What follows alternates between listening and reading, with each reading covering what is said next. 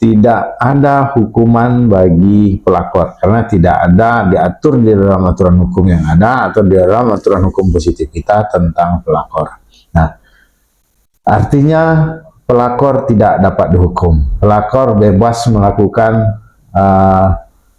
pelakor perbuatan rebut-rebutan laki orang. Nah, ini adalah konsekuensi dari aturan hukum yang tidak ada. Nah, bagaimana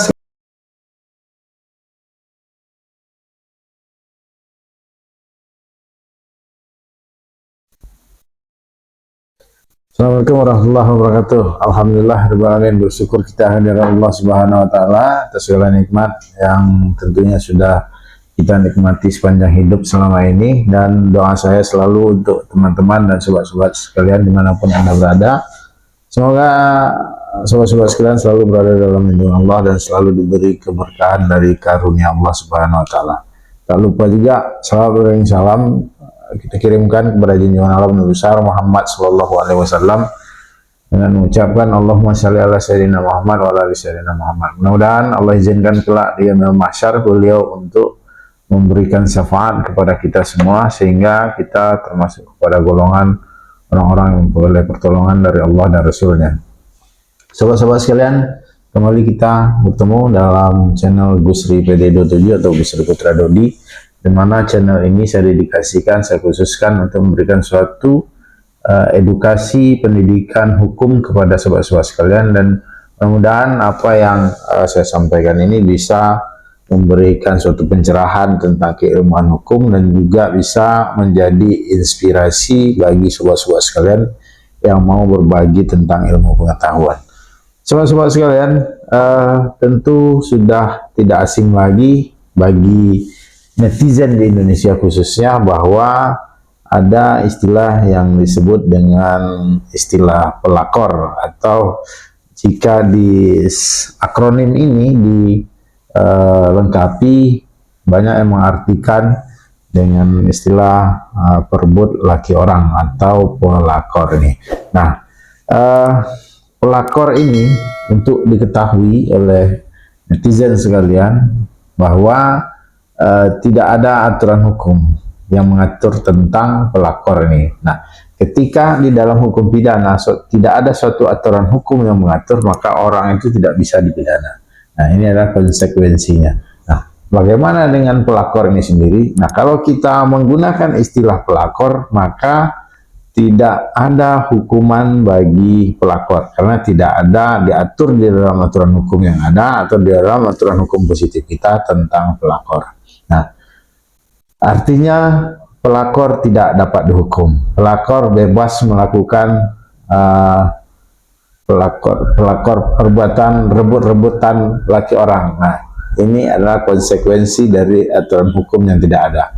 Nah, bagaimana selanjutnya jika terjadi perbuatan terhadap pelakor ini? Nah, di dalam hukum pidana, ketika saya jelaskan tidak ada istilah penggunaan istilah pelakor atau perebut laki orang, cuman ada di dalam hukum pidana kita diatur tentang kejahatan perkawinan.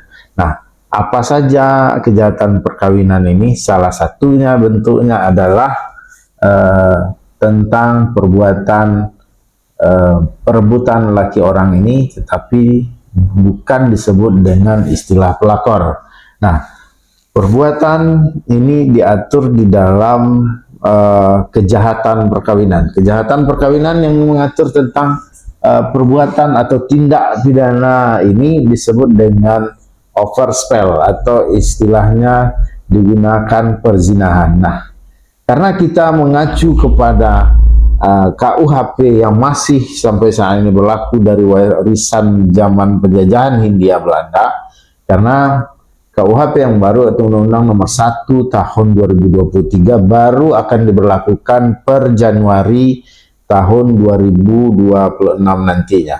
Nah, ketika kita masih memakai Kitab Undang-Undang Hukum Pidana, maka perbuatan perebutan laki orang ini atau pelakor ini tidak diatur di dalam KUH Pidana, tetapi di dalam KUH Pidana itu disebut dengan istilah perbuatan atau tindak pidana kejahatan terhadap perkawinan. Nah, Kejahatan terhadap perkawinan ini disebut dengan zina atau overspell. Nah, zina versi Kitab Undang-Undang Hukum Pidana ini tidak sama dengan zina yang diatur di dalam hukum Islam.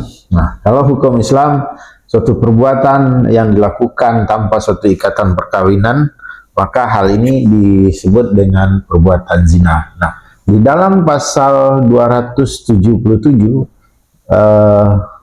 bukan 227 maksudnya, di dalam pasal 284 KUH Pidana, nah ini diatur tentang overspell atau perbuatan zina, di mana perbuatan zina di dalam KUH Pidana warisan Belanda ini dijelaskan bahwa ketika seseorang itu terikat dalam suatu perkawinan, apakah si perempuan atau laki-laki ketika terikat di dalam suatu perkawinan, dia melakukan suatu hubungan dengan orang lain yang baik terikat secara perkawinan ataupun tidak terikat secara perkawinan, maka hal ini disebut dengan zina atau overspell tadi. Nah, bagaimana seandainya tidak terikat, sama-sama tidak terikat dalam suatu perkawinan? Artinya seperti yang laki-laki dengan status lajang,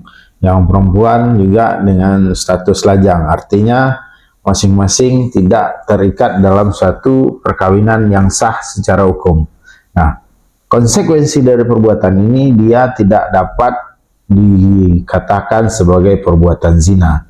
Nah, ini kalau di dalam istilah masyarakat kita disebut dengan istilah kumpul kebo. Nah, bagaimana kebo berkumpul? Kebo berkumpul tidak perlu terikat dalam suatu aturan hukum yang mengatur tentang hubungan itu. Kebo silahkan berkumpul, beranak pinak, berkembang biak tanpa ada suatu aturan hukum yang mengikat. Nah, inilah yang disebut dengan kumpul kebo di tengah-tengah masyarakat kita.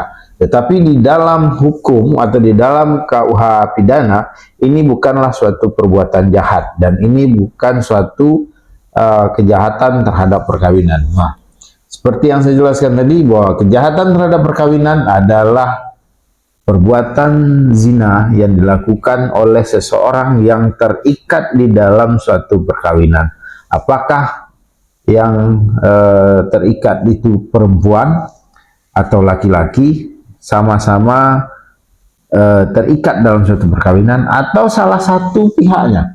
Misalnya ketika yang laki-laki terikat dalam suatu perkawinan dan perempuannya tidak terikat dalam perkawinan, tetapi adalah suatu perempuan dengan status lajang atau bebas dari suatu ikatan perkawinan, maka hal ini dikatakan zina. Nah, inilah yang mungkin barangkali diartikan sebagai pelakor oleh netizen Republik Indonesia ini. Nah, atau dalam bentuk lain, contohnya misalnya perempuannya yang terikat dalam satu perkawinan, sedangkan laki-lakinya adalah laki-laki yang bebas dan tidak terikat dalam satu perkawinan dan bentuk ikatan-ikatan lainnya.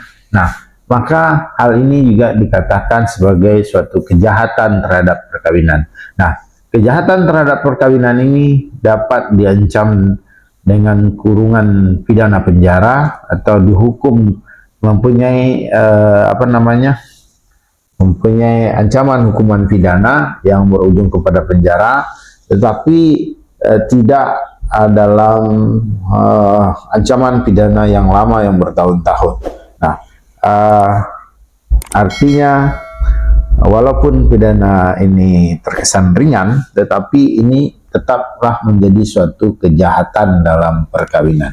Nah, sobat-sobat sekalian, sekali lagi pelakor tidak dapat dihukum, tetapi orang yang melakukan kejahatan terhadap perkawinan itu dapat dijatuhi hukuman pidana. Sehingga tidak ada lagi penggunaan istilah pelakor dalam hukum pidana. Nah, dalam hukum seperti yang saya jelaskan, yang ada adalah kejahatan perkawinan, bukan pelakor. Jadi kalau kita menggunakan